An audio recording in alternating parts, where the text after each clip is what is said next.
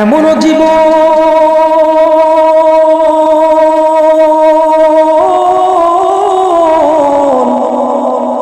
করিও গঠন,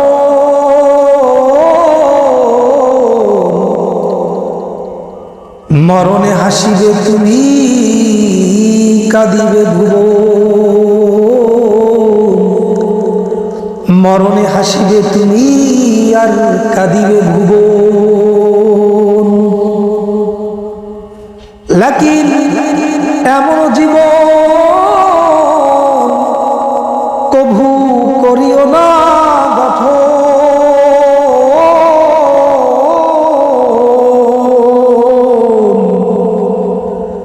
মরণে কাঁদিবে তুমি আর হাসিবে ভুবন, মরণে কাঁদিবে তুমি আর হাসিবে ভুবন।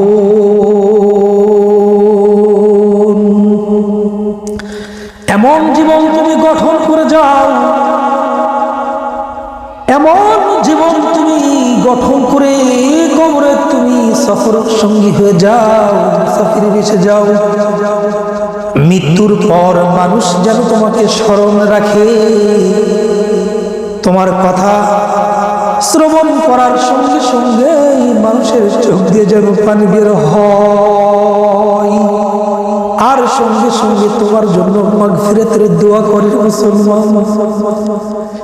কিন্তু এমন জীবন কখনো করিও না গঠন,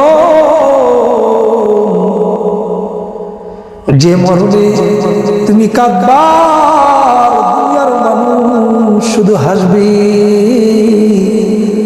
যে তার মতো জালেম দুনিয়া থেকে চলে গেছে, দুনিয়া আজকে জালেম থেকে মুক্ত হয়েছে, এমন জীবন করা যাবে না। এই জন্য আল্লাহর পয়গম্বর বলেন আকসারু যিকরু হাদিমিল লাযাতিল মাউত,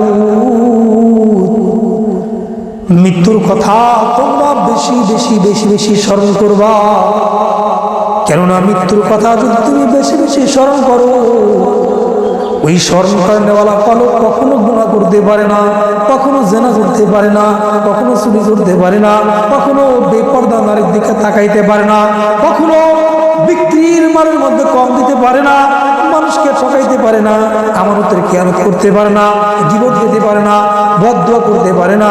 এমন জীবন করতে হবে গঠন, যে জীবনটা আমাকে সফলতা এনে দিবে।